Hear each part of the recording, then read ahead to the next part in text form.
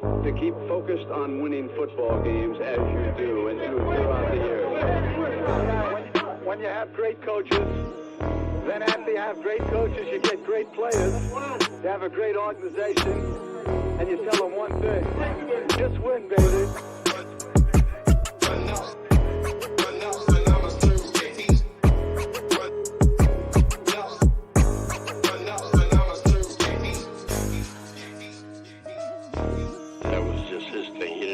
Marketing come up with that for him. Those were his phrases that he came up with, that he believed in.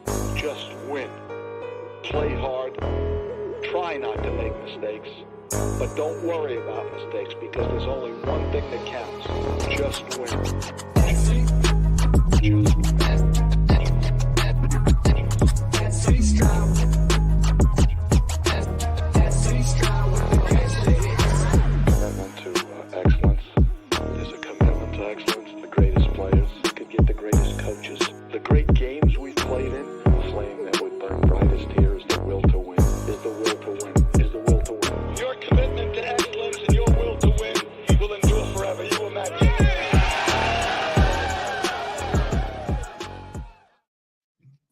Yo, welcome back to another episode of the 2 for 1 Nation podcast, man. I'm one of your hosts, SD Raiders Talk, aka boy Eric, man. And we back, you feel me? And with my host, with the most, my brother, home of the brown crackers in the congregation, my brother Raider Twuan in the building. What's good, Twuan?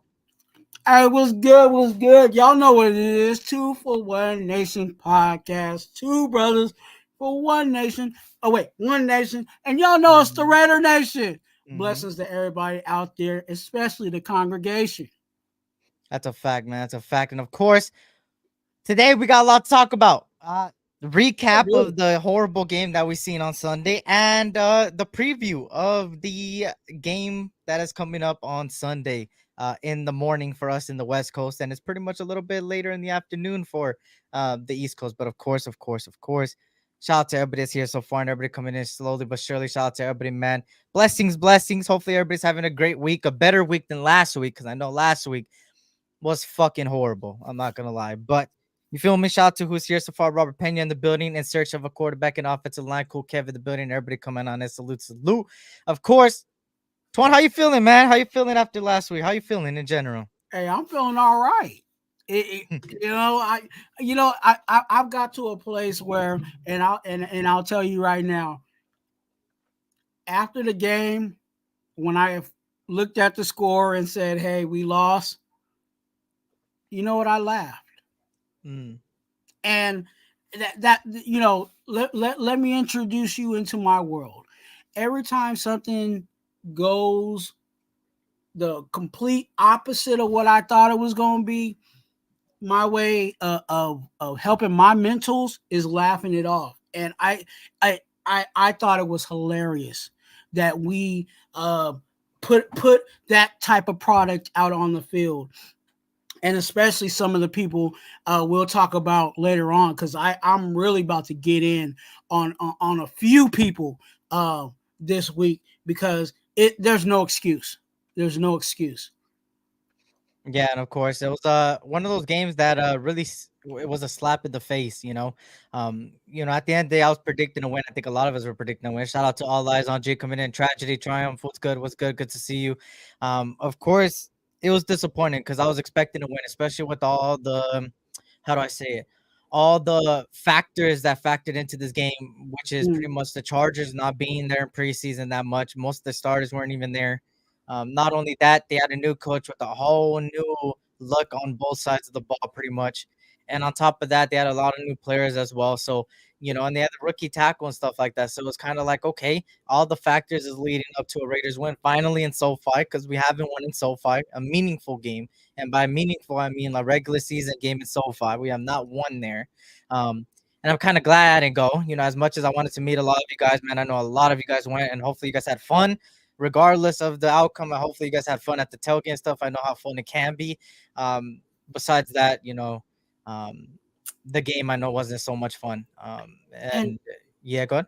No, and I feel like, that was another reason why I felt like we were going to win this game, was because they're still trying to figure things out. I Yeah. know that we're trying to still figure things out here on our team. You know what I'm saying? Mhm.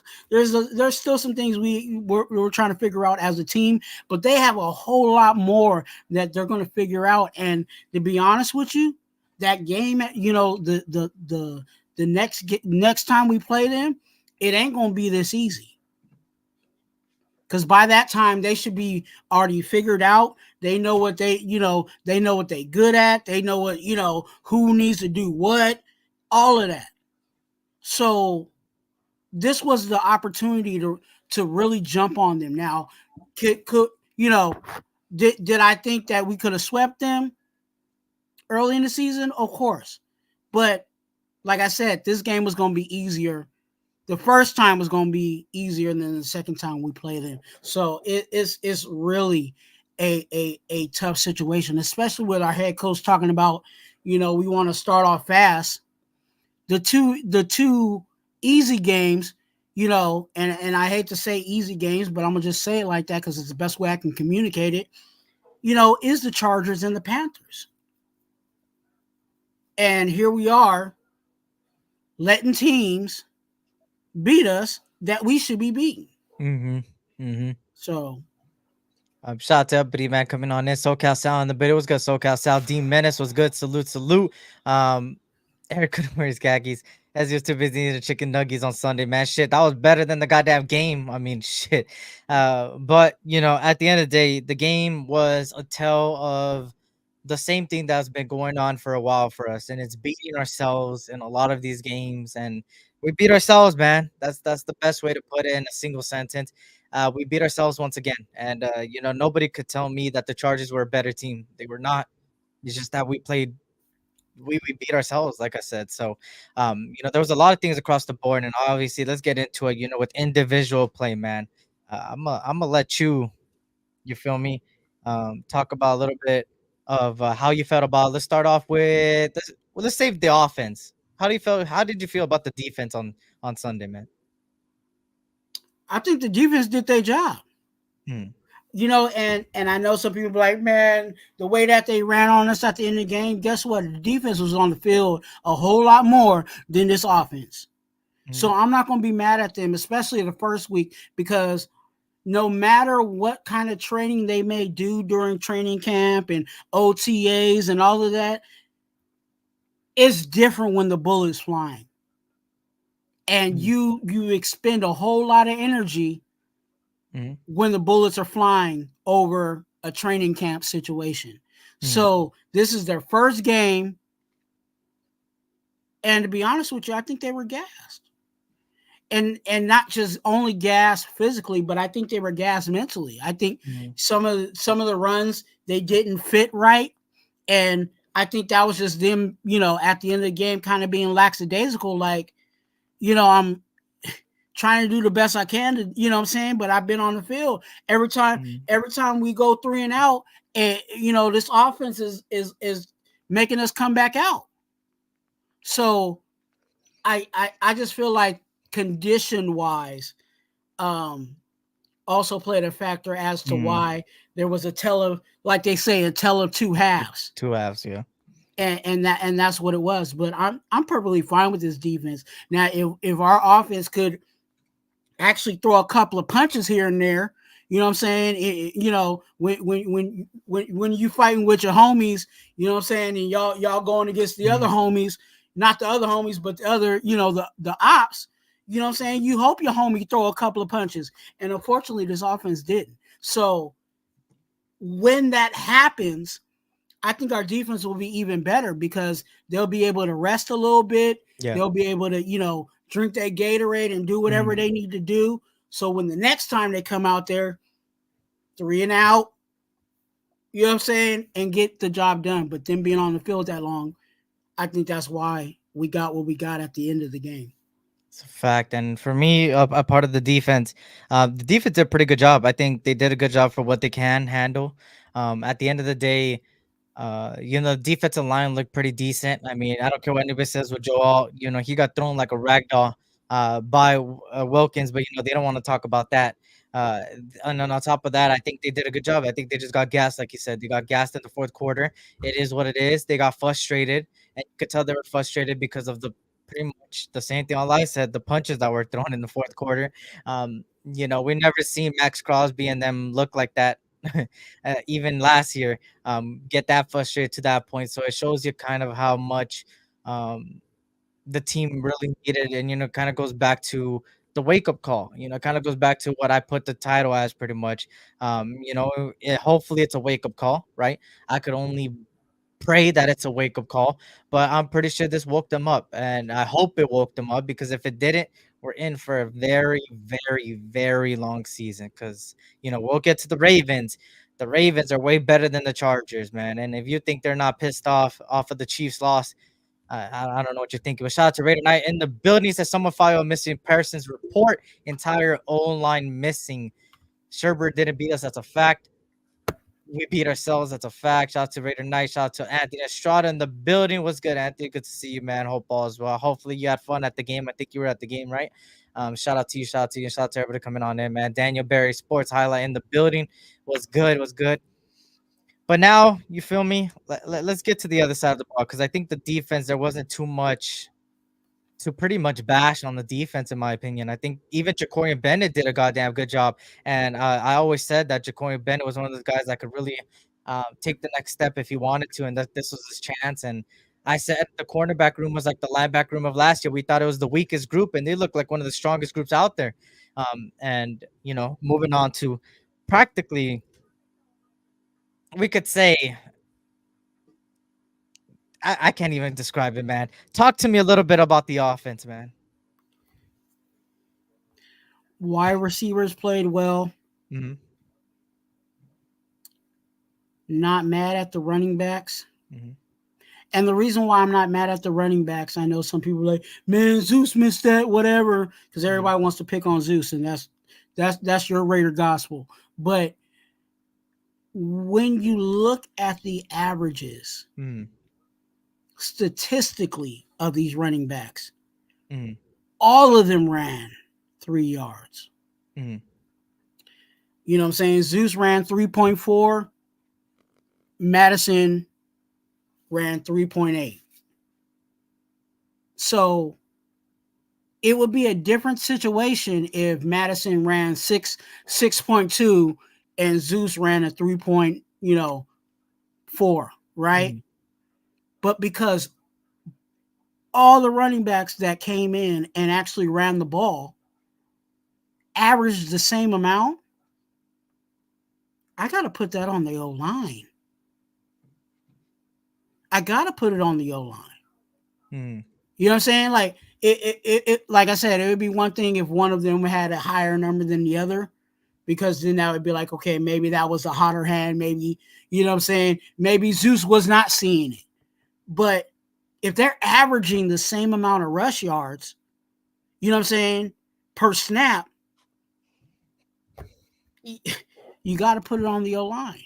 And as we go to the O-line, and this ain't the segment, Eric, so don't surprise me. Yeah. But we go do it right now. Yeah. You know, there's a situation where, and you kind of convinced me into it, and I kind of started to believe it. But when you got your center not blocking, getting blown back, letting people pass him up, this is exactly what you're going to get. And, I was trying to stay away from it, Eric. I really am.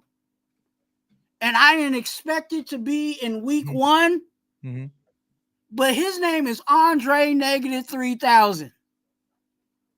He's got the name again. Because, again, the success of the offensive line, especially the way that we were trying to run the ball and where we were trying to run the ball, we were trying to run the ball up the middle. And Andre James was getting killed almost on every, if not every play, every other play. So I'm at a point with Andre James. I know he got some money on it, but we got to find something else. Move Parham or somebody. We got enough people on this team that can actually play center, and I think they can play better than Andre James. Yeah. For Because me, yeah, go that ahead. ain't helping nobody. That ain't helping nobody in the run game, and that's definitely not helping nobody in the pass game. Every time you snap the ball, the defender's right in your face. You can barely get the ball off. Hmm. You're already running for your life. Hmm. So it and don't I I I I see Colton Miller, and I definitely want to slight lightweight give him a pass because this was his first Hmm. snap and all that stuff back and all that, but he was getting blown back. Hmm. So yeah, the wide receivers, tight ends. I'm not blaming too much on the running backs, but everybody else, I'm putting a flame on it. Before I give my take, let me just get to some of these chats real quick. Oh man, of course, cool being out there, but extremely frustrated with the Raiders and the heat equals a very bad day. I heard it was hot as fuck in the morning because I know it started at 1 p.m. and then obviously people are tailgating there from like the a.m. Shout out to Lake Show Raider in the video was good. I wanted Bowers to get his first TD, maybe against the Raiders, maybe man. And Bowers, he was the second best tight end last week in the NFL, which hey, that's a positive, right? None of that matter. There's no excuse for the missed tackle. Lukaku made Epson work look silly, and they were trying to tackle Ghost. And Devon Diablo, the dude, could have tackle Mannequin. Makaki made him look like silly. Am I like not seeing? I mean, I will say that McConkey was their best receiver, but he didn't even touch 40 yards in the whole game. Uh, but I will say the missed tackles was horrible. I mean, especially on Diablo's side, I was very disappointed in Diablo and his run support ability. It was one of the worst things, and that's why that's why Dobbins ran for pretty much about to be a touchdown because Diablo missed the tackle. But I wouldn't say McConkey made him look silly. I will say that McConkey was their best receiver, and I have a lot of respect for McConkey because he's one of those guys that I like coming out of Georgia. And stuff like that. But I would say me personally, I would say silly. But at the end of the day, you feel me? We got different takes, but I do agree the missed tackles was something that has been the name of the game for the Rays for a long time. The missed tackles have been a very, very bad thing about our defense, and of course, uh, on top of that, it's a what's that term? Make or break. What is it? Bend don't break defense. It's a bend don't break defense. It's a defense that it's gonna give a lot of yards and then it's gonna stop them. Like that's just what they are. I mean, that's what I accepted from Patrick Graham. But at the end of the day, yeah, the missed tackles, especially from Diablo. Me personally, Diablo would be a negative from the defense that I would say on one person. But of course, we're on the offense from first look. I think Miller and Parham had the worst game of the O line. I normally watch the game again, but that shit will just piss me off. Yeah, but when our center has the second most pressures on the team, that's a horrible sign. And Miller with 4 pressures and 2 sacks. Ouch, where's DJ Glaze when you need him? The problem is, with the O line is that Colton Miller, we have to look at it from the reality standpoint. And the reality is Colton Miller didn't play the whole offseason. He didn't play in the preseason. He was injured the whole offseason. He's coming out of shoulder injury. He's coming back from shoulder injury. Not to give excuses, but that's the reality of it. And I didn't expect him to play that bad, but you could tell the rust is there.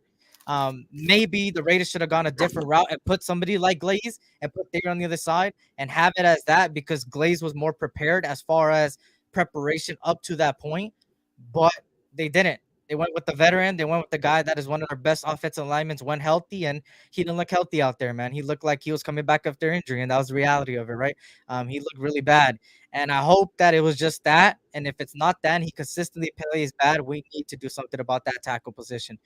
But I was more disappointed in Parham and James due to the fact that I was seeing James not pick up a lot of stunts, and I was looking at Parham pretty much get absolutely dominated, looking like Plato out there. I think Colton Miller will retire at the end of the season. I hope not, man. I hope he really comes back. Zeus only got 30 carries. I've been saying all this all season for him get going. He needs at least 20 carries a game, and I do agree there. And the offensive line wasn't that helping either. He's talking about the TD when Epson Mork was playing two-hand tag. Oh, that one, that certain play. Well, yeah, they were playing two-hand tag. I don't know what the fuck they were doing on that play. If you're talking about that play, yeah, I ain't gonna lie. I don't know what the hell they were doing. I mean, I don't know what the hell they're doing. I saw a question. I think Anna Which question? Strada said it. If you can find it. Which one? Oh, it's right here. Yeah. He says, Twuan, if you don't blame the O-line and the running game, who can blame? Minshew tried. Nobody could play in that O-line, and the defense runs defense extremely exhausted on and off the field in the heat. No, I blame the offensive line. I don't blame the running backs because like I said, when you look at the averages of what the running backs were rushing for, everybody was getting that. You know what I'm saying? That's like me and Eric going out there and we're the running backs, but we average the same. Like what they got what they could get, and what helps you get those get more than 3.4 and 3.8. That's when the offensive line opens that up. The other thing that didn't help the situation is that Minshew didn't even chuck the ball down the field. I don't care if he missed Tucker 40 yards down the field, but that gives the defense something to think about. If you don't throw it down the field, what they going to do? They're going to suck up down towards the line. So even if the offensive line did open up a gap, if defensively everybody's sucking up towards the line of scrimmage, you're not really going to get much anyway. So there was a lot of it was a whole mess of things in the situation, and not saying that there wasn't deep routes. You know what I'm saying? I seen plenty of times where Tucker was splitting they too high defense, or even when it was single high, he was going up the field and nothing. So we got what we got, and I do blame the offensive line. Like I said, I give a pass to our running backs because of the way that our offensive line played. Interesting. I'm gonna push back a little bit on there.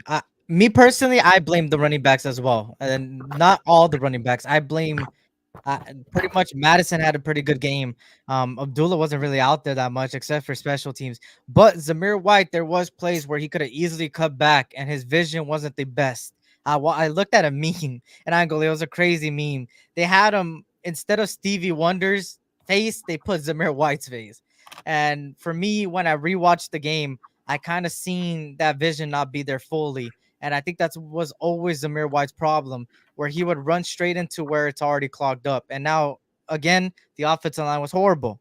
Whatever the offensive line does, hey, it affects the quarterback, it affects the running backs, it affects the receivers, even to get the play down, right? To let it go. But for me, personally, I have a little bit of blame in Zamir White, but obviously, I have more blame in the offensive line. I have more blame in the coaching staff.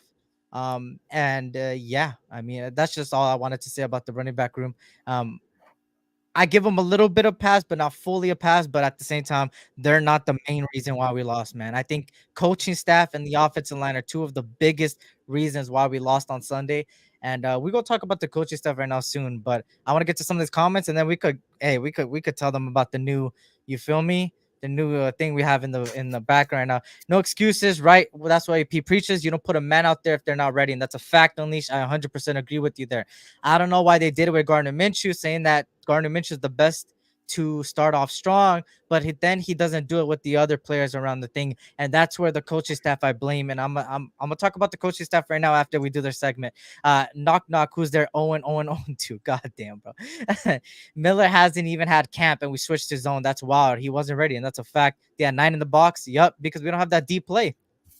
We don't have that deep play ability. AOC has that ability to throw it downfield. Minshew does not, and that's the reality of it. Nice one, Eric Plato Parham. That's a fact, man. That's my new nickname for him. PDP. PDP. The other year was DP because of Darius Phillips. You feel me? DP. Now it's PDB right there, man. The fact that Gardner was in there because we knew the offensive line wasn't ready and he could have made plays with the legs. The only time I seen him run was straight out of bounds to Bosa. That's a fact. Zamir got television like Jenna. But let's get straight into it, right? Of course, we're bringing something every week to this day. And obviously, I'm going to give the floor to my brother Twuan here, man. Let us know, Twuan, who the winner of, hold on, what you doing Wednesdays is. You see it right there, the new segment of the week. Let them know, man. Ladies and gentlemen, what you do on Wednesdays is when we look back at the game and there's a player that is just stunk it up. And you say, and we said it all on when we watch the game, what are you doing? Okay, so we got what are you doing Wednesday? And the winner, the winner this week is Gardner Minshew. Hey, what are you doing? Okay, I said plenty of times, and I've said it on my show at the game plan. Maybe you should come over to Raider Twuan and watch the game plan, because I said you need to attack the middle. And when you was actually a successful moving the chains, guess where the ball was going? In the middle of the field. But guess what you didn't do? You missed Brock Bowers in the middle. You also missed Devontae Adams down the middle. And this is when the offensive line was blocking for you, okay? They didn't block the whole game, and I could tell you was scared, but there was moments in the game where you could have threw the ball down the field and you failed not to. Now, I'm not finished. I talked about him throwing it down the field, and what are you doing? You decide to throw an interception. Yes, that's on you. You threw the ball, Mac tipped it, and it was a pick. Turnover on you. Now, you know your head coach don't like turnovers, so that's a whole big situation where you are turning the ball over and turning the ball over. And I'm not done. Here we are again. What are you doing? Throwing a ball and the ball's not going forward. You're supposed to throw the ball forward, not to the side, and definitely not behind you. What did that turn into? A fumble. You turned the ball over not once, but twice. What are you doing? What are you doing, Gardner Minshew? You need to play better than that. The whole reason why you're in is because we're supposed to start fast. But the way that you played in week 1, it looks like we about to start very slow. What are you doing? And you know why I'm saying this. Because we just want to win, baby. And that's the segment of this week. What you doing Wednesdays? You feel me? And of course, I ain't gonna lie, I agree with everything Twuan said, man. And this goes back to what Raider Unleashed said here. And it was actually perfect timing that you said Gardner Minshew at the same time that Raiders Unleashed said this comment here. Come on, let's be real. The reason we lost was the 2 turnovers by our quarterback. One trying to pass a ghost. Casper was not on the field. And was pretty much perfect timing. But for me, personally, if I were to say what you're doing, I would do Antonio Pierce. Me personally, right? Due to the fact that, come on, man, you've been preaching. This is what pisses me off the most, Twuan. And we're gonna get into the coaching staff now, man. Before you do that, yeah, hey, on what you do on Wednesdays when I'm doing my thing, I want you guys in the comment section to put WYD, okay? WYD, and then tell me what player you want to say what you doing, okay? So I might say your player, but if there's somebody else that you want to say what you doing for that week, go ahead and put it in the comment section. Yep. WYD and then the name of the player. Fact, shout out to Sam Tanka and everybody coming in, man. Of course, for me, getting into the coaching stuff now, I think Twuan said everything about the quarterback. I got nothing to add on. He was playing rugby out there. I already said it in my last show. He was playing rugby out there. And you feel me? You're supposed to throw the ball forward, not backwards. And why was he? Why and Eric? Why was he? I could have swore, and those that know me, I could have swore our quarterback was Keisha Cole, because he was out there doing one of these numbers before he threw it behind him. Like first you grab the ball and then you throw it Yeah. forward. Mm-hmm. What do you do? Hey, we could be See? here all day See? talking about it. Shout out to Snoop's Hernandez was good, and Raider Alicia's boy is saying the same thing you're saying. Come on, man. Gardner did not eat his brown crackers. No, he did not. Sure did not. I'm getting Mike Singletary advice from Coach AP. So let's talk about AP real quick, man. And AP, I know you'll be watching shows, man. I know you'll be watching social media, and I don't know if you'll come across this, but I gotta say this, bro. It sucks that I'm gonna be a one to criticize you because I've been one of your biggest fans. I mean, that's a fact. That's been a statement. I've been saying that you are one of the best ones for the job due to the fact of the culture change and what you were preaching all off season about poise and being violent and just going out there and hitting them in the mouth, making them not like us, all these different things. I did not see that Sunday, man. And what pisses me off more about Sunday is the fact that this whole offseason, I got fed all these things, right? Backing the coaching staff up, saying that this is one of the best coaching staffs in the AFC West, because even from individual position coaches to assistant pretty much coaches like Marvin Lewis, which, by the way, nobody has really blamed the assistant head coaches.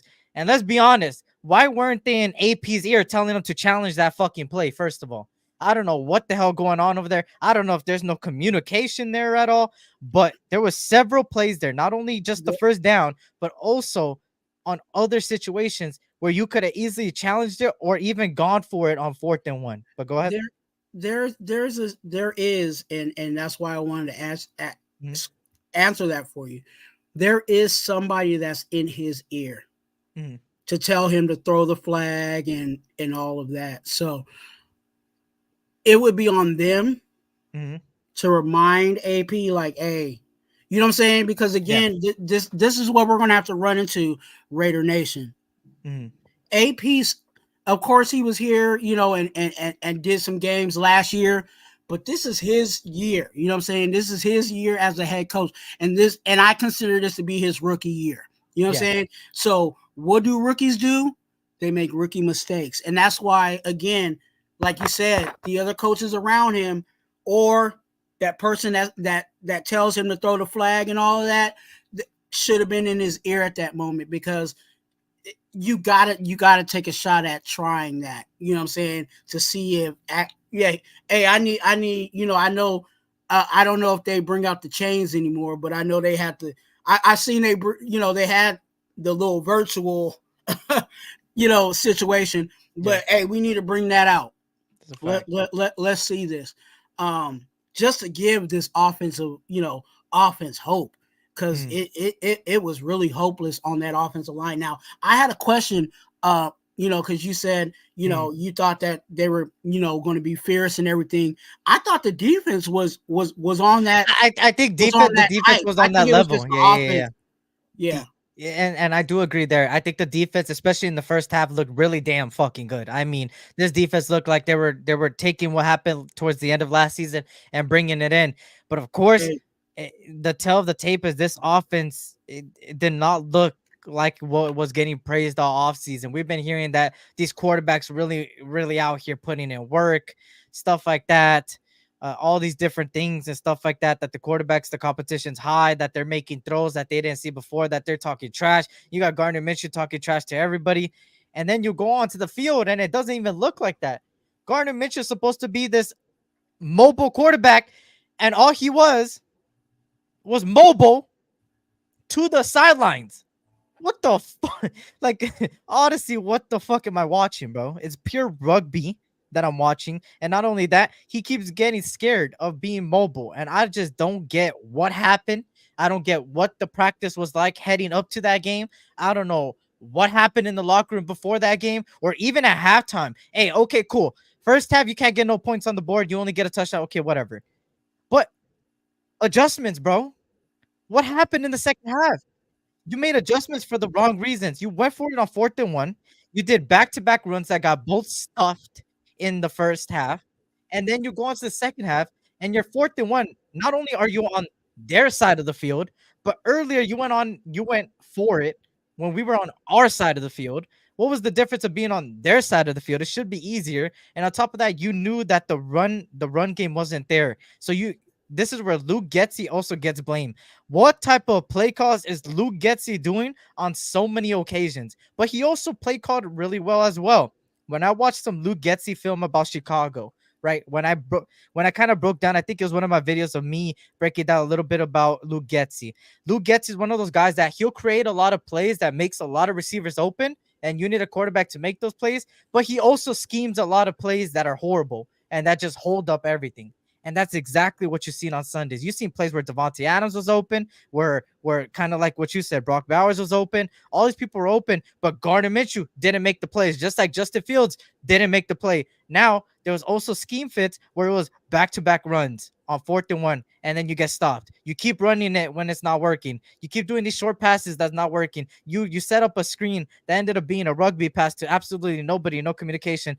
That's your doing. So, of course, it was the same thing he did in Chicago. I wished he would have improved. I hope it improves. But this whole bullshit about some short passes and shit and making these receivers not, I don't know, bro. It's just, I don't know. The whole coaching staff pissed me off on Sunday. I'm giving it, and I'm a little different than you.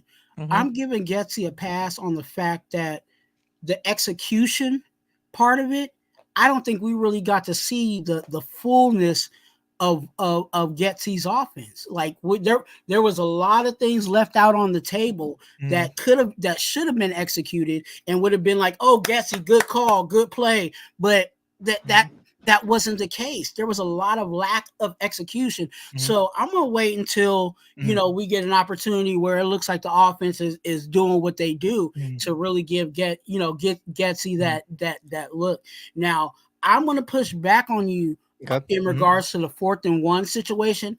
I think in the totality of the game, I've said it plenty of times, and I'm gonna say it again. AP is a coach, but he's also a Raider, and he knows the motto of a Raider is just win. So he's going to try to do whatever he can to win the game. Now, in the early stages of the game, where because we were talking about that time he had the offense go for it, on our 30, type of situation. I think he was really trying to get be gutsy and give our offense a chance to prove themselves, but when it came to the end of the game, after everything we seen from that offense and how poor they played and how they were not moving the chains, I felt like that was the right move because our defense in the totality of that game, they gave up points at the end of the game, but in the totality of that game, they were shutting down the Chargers. So am I going to go with what, we always talk about going with the hotter hand, right? That game, the hotter hand was the defense. So to kick it off to them, we got one of the best punters in the league, and he was kicking the heck out of the ball. You know what I'm saying? Shout out to him for winning who ate the brown crackers. But him kicking the ball, the hopes was that the defense was going to do what they've been doing all game. And that just happened not to be the case. But they were the hot hand. The offense, please tell me, Raider Nation, when you felt the offense was hot at any point of the game. I think we got lucky. We got lucky with Madison, on a dump off that he was able to take it to the house. I think one, just to push back a little bit there's two things I wanted to say. Number one, just to say the 4th and 1. The only reason why I disagree in the sense of giving it back to the hot hand is because the hot hand was starting to become cold because of how much they were out there on the field. Their energy was low, and we gave it back to them, and look what they were doing with J.K. Dobbins. It kind of showed you that the defense was tired. So for me personally, I would have went on at a 4th and 1, just a different play call. Like, this run game ain't gonna work. I don't know why the hell. I mean, if they were gonna scheme a run play there, it was probably gonna get stopped again. So maybe in that sense, don't go for a 4th and 1 if that was the play you were gonna do. But at that point, you gotta go for it, man. Especially in this time crunch, is you gotta give your defense a breather, regardless of what it is. You gotta give your defense a breather, and they just didn't get a breather. But the second thing I just wanted to say to kind of touch up upon um the whole pretty much the whole offense in general. I think that the coaching staff needs to do a little bit of a better job at making the best of what they got. And what I mean is they didn't they didn't go based on our strongest suits. And what I Mm, mean by this is our strongest suits was the yards after catch. The guys that could get the yards after catch once they catch in within 5 yards. We didn't see too many slants. We didn't see too many crossing routes. We didn't see too many great screen plays, right? We mhm, also didn't see those type of plays. And I wanted to see a little bit more of that because you seen what happened when we gave it to Trey Tucker, when we gave him a little quick little pass. He got a little bit of 9, 10 yards, which was the first down in my opinion, but obviously didn't call it first down. But that was one. I think the only time I will give the offense credit, but at the same time not give it credit, is that one time where Zamir started running the ball and then he ended up fumbling it. I think that offense right there, that offensive drive was looking good the way it was going. And then uh, obviously a turnover caused everything. But shout out to everybody coming in. Matt Circus was good. Good to see you, Raider Paul. Good to see you.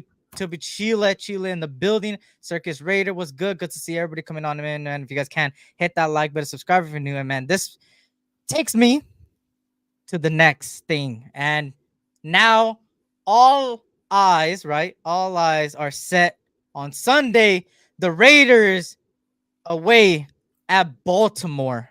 mhm. The Ravens that have lost to the reigning champions, the bullshit ass Kermit the Frog, Kansas City Chiefs that came down to a toe drag pretty much. So guys, it's time to preview the Raiders and Ravens. Twuan, talk to me about your feelings towards this game. Are you confident? Are you not? Are you hoping? Are you praying? Or you have no faith?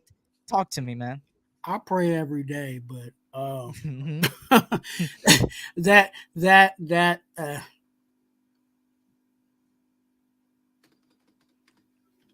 I don't think it's gonna be good. I think the best opportunity was if the Ravens actually won against the Chiefs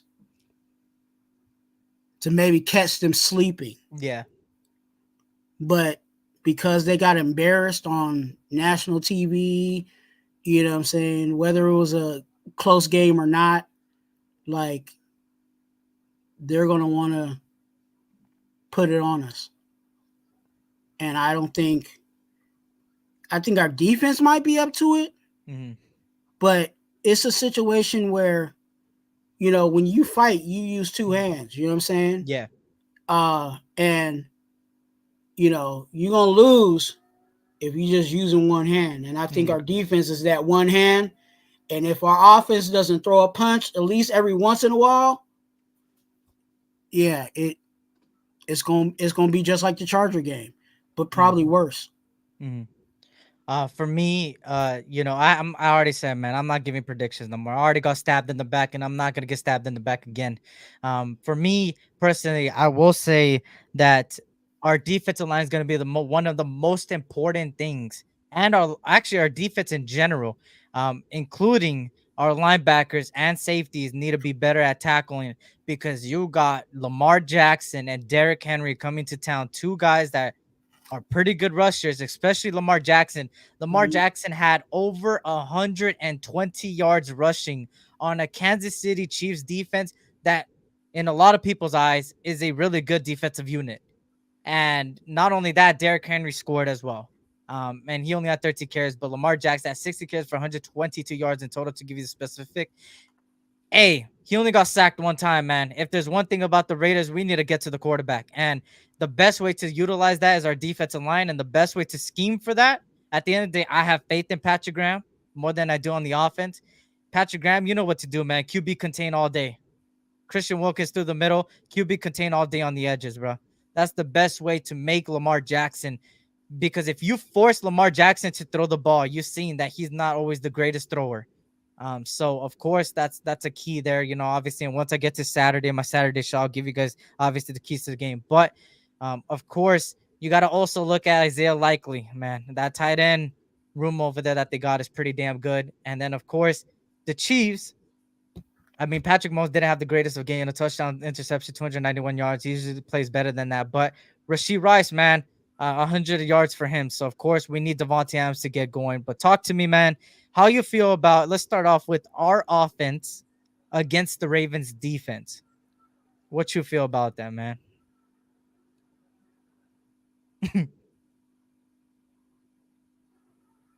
Their D line, and they got linebackers. So running the ball is going to be tough. Yep.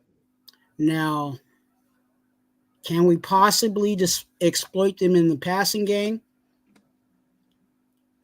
It's all based on if this line can hold up, and if Minshew doesn't get all excited and throw the dump off the whole game. So you got two factors that have to come into play if we really want to move the chains.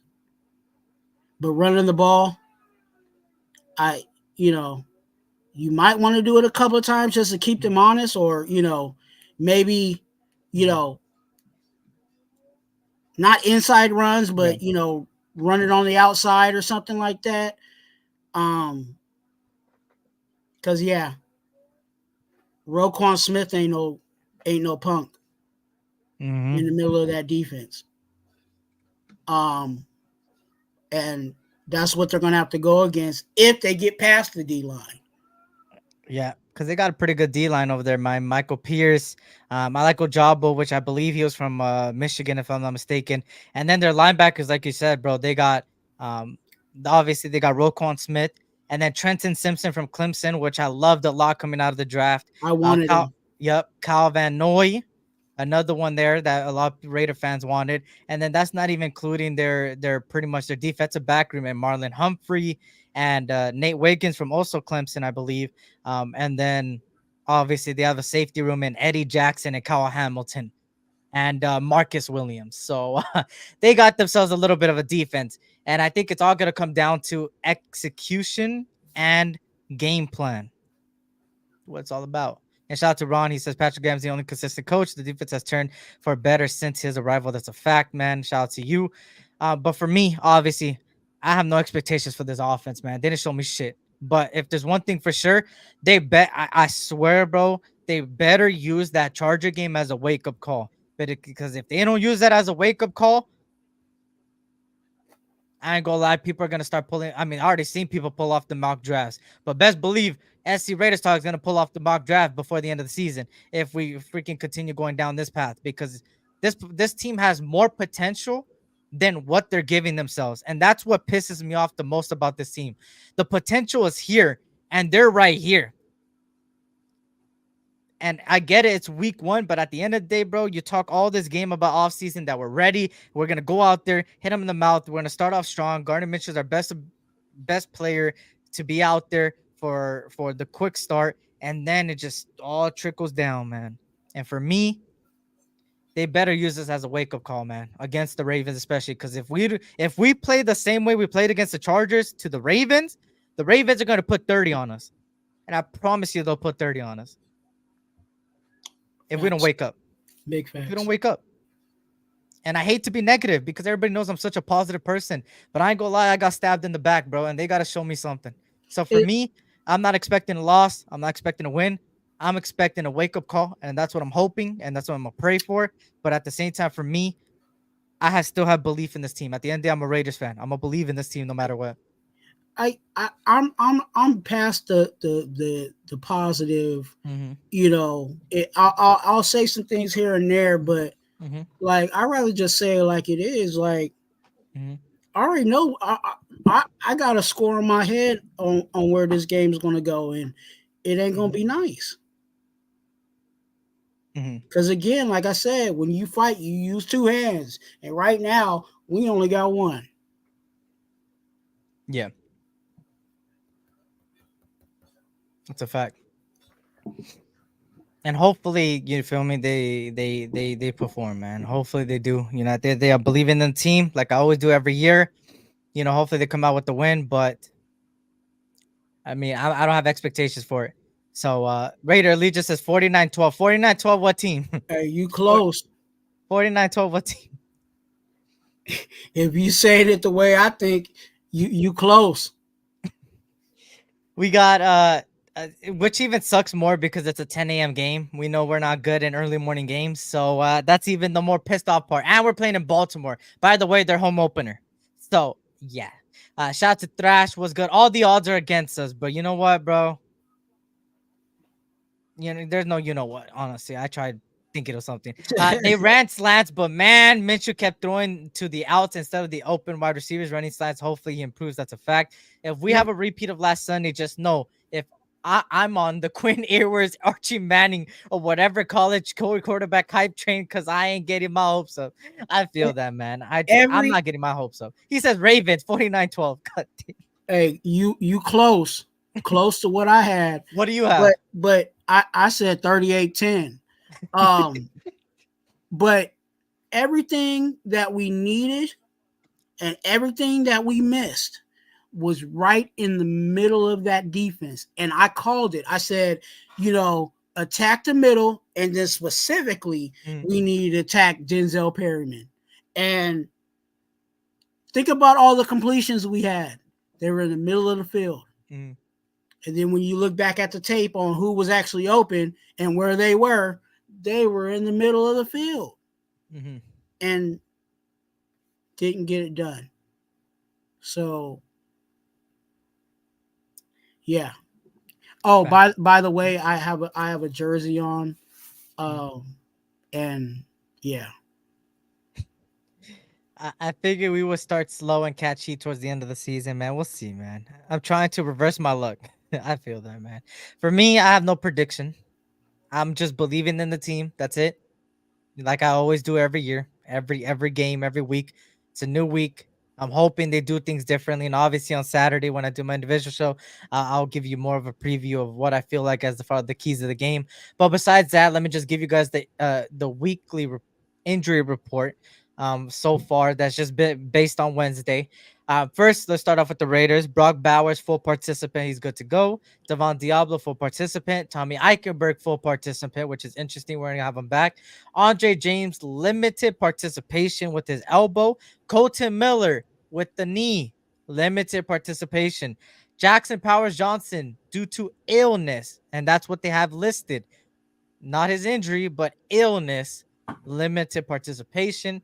DeCamerion Richardson and Tyree Wilson both did not play. Tyree Wilson with his knee and DeCamerion Richardson with the hamstring. And I ain't gonna lie, it looks like Malcolm Kuntz might not even get paid, and it looks like Tyree Wilson might not even be here, bro. That's what it's looking like. I mean, in my opinion, that's what it's looking like, and it sucks. It sucks because I was one of them that was like, hey, pay Malcolm Kuntz. But now with his injury, man, it's worse than what people would imagine. And then the Baltimore Ravens, Kyle Van Noy, his eye, he has an injury on his eye, did not participate. Roquan Smith, limited participation with the shoulder. And Adasa Isaac from their outside linebacker, their hamstring injury, limited participation. That's all they got. And there was news today that Lamar Jackson is fully healthy because there was rumors that he was a little bit injured. But fully healthy Lamar Jackson entering Sunday. So anything that catches you out from this injury report? Exactly what I expected. Okay. I think Colton Miller being limited, I think that wasn't because of Sunday. I think he came back, but he wasn't fully. Yeah. You know what I'm saying? So they're going to limit him, and then also, he's getting up there. So I think they're just taking him easy. Taking that situation easy by limiting him. It's interesting. I'm really interested on what JPJ is going through because it's been a couple of weeks now. You know what I'm saying? That he's been illness. So that's interesting to me, but everything else is as expected. And no idea, Kevin. I'm not gonna lie. No idea, bro. I mean, it could be anything. It could be really sickness, or they're just saving it for the week of. Sometimes teams, what they like to do is list players as illness, and then later on, the whole time they were healthy, but it was just to not make anybody think that, oh, this guy's starting or this guy's gonna be out there. But in my opinion, the way the offseason has been going, I wouldn't doubt if Jackson Powers Johnson doesn't get that much play time on Sunday. And me personally, I don't after think he the should. weapon, I don't think he should. yeah, I don't think so I either. don't think he's ready. Like, I don't think how he is much either. practice time has he actually got? No idea. Like, it's even worse than Colton Miller, and I know everybody. Oh, Colton Miller's a Pro Bowler, but I'm just Could be. saying that in the sense of a professional coming back to the NFL, like he's not up to speed. Fact. Shout out to Gam Montani. AP is to all talk when it comes to Luke Getty. No other teams want him.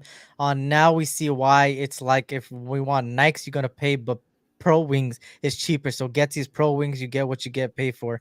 That's a fact, man. Hopefully they turn it around, right? I see a win on Sunday if they move Parham back to left and switch Whitehead to the right. We'll see what they do, man. But all I know is if Colton Miller again is limited participation, bro, I ain't gonna lie. As much as I hate to say this, DJ Glazer and Andres P needs to start. And that's only for the fact that they were there more in the offseason than Colton Miller was, bro. And they're more healthier and they know more of the scheme more than he does right now. And I hate to say that because me and Andres Peace with at the end of the day, I liked when we picked him up, but during the offseason, I kind of went away from him. But at the end of the day, DJ Glaze and Andres P are two guys that were there the whole offseason, are healthy, more healthier than Colton Miller. And just at the end of the day, bro, the best ability is availability, man. Yeah, it could be DJ Glaze. And obviously, I mean, hey, fuck it. Put Parham back to the left, man. I'm cool with that too. Because at the end of the day, he needs to be in the best position. Because I ain't gonna lie, what I seen on Sunday, man, that PDP, man, play dope Parham, man. It wasn't that good. So we'll see what happens, man. Hopefully they make some adjustments. Hopefully Luke gets a pair of balls. And hopefully AP also knows what he did wrong and goes out there and really performs as a coach is supposed to. And hopefully Gardner Minshew gets it together, and hopefully his offensive line comes together and his running back room looks good. And from there, I'm expecting the defensive line to perform. Bars were serviceable, yeah. So, man, like I said before we end it off, let me know any predictions, bold predictions, if you have even a bold prediction and stuff like that. Let me know, man. Yeah, hopefully, hopefully, right? Hopefully, that's the key word. Hopefully. Minshew's not going to throw the ball backwards. That's my bold prediction. Oh my. Well, there's your bold prediction. Yeah, that's a bold prediction. I hate to be that way, but it is what it is. Like we got mad at this guy. You know what I'm saying? The last person to take us to the playoffs to see the same thing. So I'm just, well, not even the same thing. I don't think he's ever thrown the ball backwards. Like and Minshew knew he was wrong for that, because as soon as it went backwards, he ran towards that direction. He knew. Yeah, that's my bold prediction. I'm sorry. Yep. Circus says his prediction is Zamir will run into 3 of his teammates' ass cracks, then fumble when the gets on a run for 5+ yards. God damn. Shout out to Mike 2 Cent. Shout out to everybody coming in, man. Gam 110 was good. Sam Tanka, everybody coming in, man. Good to see you guys, man. I hope all is one. I see Raider Paul there saying this. I forgot to play this today, man. Yep. Minshew's legs. God damn. But shout out to everybody, man. My bold prediction.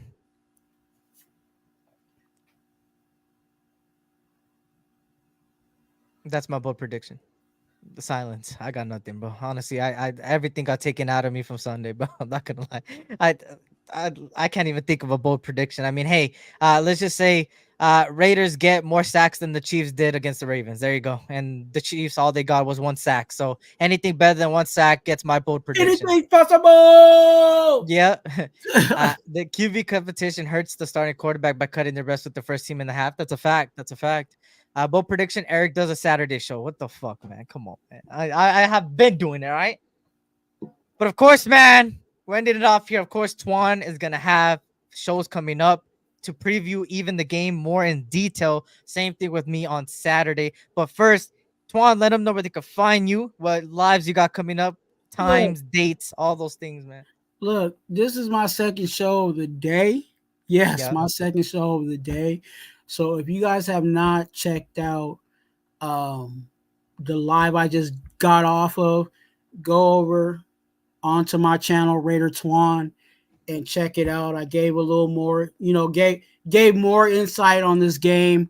And you were able to I got to be hang out with Asylum and Raider Savage at the cage match show. So yeah, definitely go check that out and hit the like button on all my stuff. Just spam like Mhm. button on everything. All Mhm. right, just do that. And this week, well, I already did Who Ate the Brown Crackers. So if you haven't checked that out, hear what I said on that. And between either Friday or Saturday, I'll be dropping, um, doing the game plan. So I'll be talking about the things the Raiders have to do in order for a successful game. Despite what I said right now, I'm gonna give you the keys of success against the Ravens. So definitely watch out for that. And those content creators hit me up on IG at Twuan TWUAN. I work with all content creators. So if you want me to come to your show, um, hit me up there, and I'll definitely connect with you. I do have some special announcements, and I'll say those now. I am adding two additions to my moderators. I don't use a lot of moderators. I know a lot of people, everybody's got a wrench. But at the Raider Twuan channel, um, there is a select few. And actually, I'll be adding, and congratulations to um, Rob Pena and Ray Love. They are officially moderators of the Raider Twuan channel. So, congratulations to you. Hit me up on IG, and we can talk more specifics after that. But yeah, Raider Twuan, quit playing with yourself. Go ahead and subscribe. Yep. Yeah. Shots again. 110. Who else did the Raiders interview for head coach? There's a bunch of things. There was like Clemson coach. And I can't even think of Harbaugh. I mean, there was a couple others that I can't even think of. But as far as like interviews, I don't really remember, to be honest. I kind of went away from that once we got our coach, right? Shout out to congregation. That's a fact. We need to get healthy as a team. That's a fact. Yep. Shout out to them. Shout out to them. You already know. But for me, obviously, y'all know my schedule, man. It's always stayed the same, except for once I start doing collabs with other content creators from other teams. I'm just waiting for the Ravens to pass, and then I'm gonna start that process. Because I don't want to preview this game with the content creator that's gonna most likely make fun of me after this game. So I'm gonna wait till after this week, and then you're gonna start. I'm gonna start trying my best to get content creators from other teams to hop on and talk about their team and talk about what we got coming up. But of course, you guys don't know my schedule. Of course, it starts off on Mondays at 5:30 p.m. Pacific Standard Time, 8:30 p.m. This is usually the post-game recap of the game. And then Wednesdays is obviously the 241 Nation podcast, which is a little bit of both, previewing the upcoming game, post-gaming the last game. And then on Saturdays, my previews, my shortest show, 30 minutes, about 30 minutes around there, to just talk about the preview for the game. So those are my schedule there at 1 p.m. Pacific Standard Time on Saturday. I know there's a big fight on Saturday in college football, so that's why I do it as early as possible. You guys could come through, hey, talk some Raiders before the football and stuff like that, even though college football does start in the early AM. But that's my schedule. Besides that, man, I appreciate everybody for being here. Of course, like always, you know, we gotta hope for the best, and hopefully this is a wake up call and not a sign of a long season. But I ain't gonna lie, if it keeps going this goddamn route, we might have to start pulling up videos like this.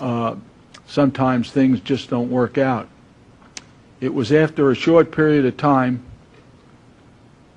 that I realized I didn't hire the person I thought I was hiring. Yeah, and it sucks to say that because shit. But it's obviously week 1. I'm not gonna pull that video out yet. I'm not that person to do it even in the next game because I'm not expecting too much out of the Ravens game, to be honest. I just want to get past the Ravens, and it could be a little bit of an easier slate. Hopefully that's when they get it going. Usually everybody says the 3rd, 4th week is when teams start going. Hopefully that's us, but at the end of the day, we gotta see what happens. Yo, SC Trojan with the big dub last week. That's a fact. I'm not gonna say anything. I'm not gonna jinx it, but fight on. It feels good to win games over there in college football, man. Shout out to UC Fight On. You already know what it is. And of course, shout out to everybody, man.